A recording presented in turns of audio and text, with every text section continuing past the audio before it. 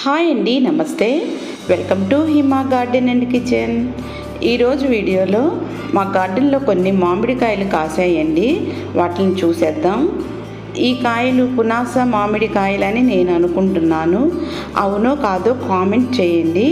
మామిడికాయల season అయిపోయిన తర్వాత చివరికి మార్కెట్లోకి వచ్చేది పునాసకాయలే కదా.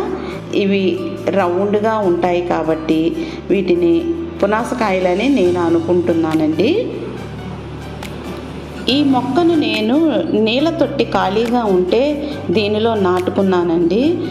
తొట్టి అయితే కొంచెం పెద్దగా ఉంటుంది అని, మొక్క వేరు విశాలంగా పెరుగుతుందని నాటుకున్నానండి. చాలా బాగా పెరిగింది కదా దీనిలో.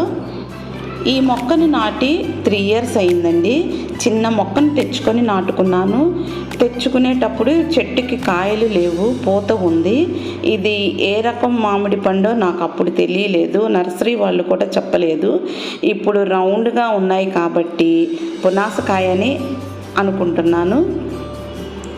ఈ చెట్టుకి కాయలు కాయడం ఇది 2వసారి అండి. కాయలు హార్వెస్ట్ చేసిన తర్వాత స్టెమ్స్ కటింగ్స్ చేస్తాను.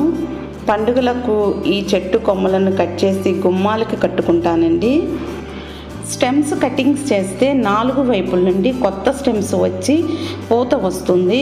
పూత వచ్చినప్పుడు రోజు మార్చి రోజు వాటరింగ్ చేస్తాను. కాయ నిలబడిన తర్వాత ఎక్కువగా నేను కాల్షియం ఇస్తానండి. ఎండపెట్టిన eggshells, bone meals, vermicompost, ఆముదం పొడి, వేప పొడి, ఎప్సమ్ సాల్ట్ ఇవన్నిటిని కలిపి మొక్క చుట్టూ వేసేస్తానండి.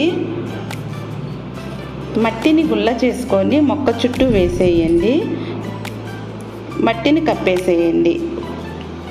ఇలా వేసి వాటరింగ్ చేసుకోండి. అన్ని మొక్కలతో పాటు ఏదైనా ఆర్గానిక్ లిక్విడ్ ఫెర్టిలైజర్ని వాటర్లో డైల్యూట్ చేసి ప్రతి 15 daysకి ఒకసారి మొక్క మొదట్లో పోసేస్తానండి.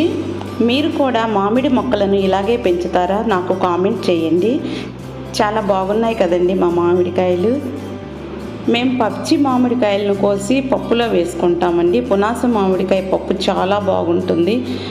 ఈ కాయలు పండితే తీయగా చాలా బాగుంటాయి. చూశారు కదండి మామిడి చెట్టుని నేను ఎలా పెంచుకున్నానో. ఈ వీడియో మీకు నచ్చితే ప్లీజ్ ఒక లైక్ చేయండి. మరిన్ని వీడియోస్ కోసం మా ఛానల్ని సబ్స్క్రైబ్ చేయండి. Thank you for watching video.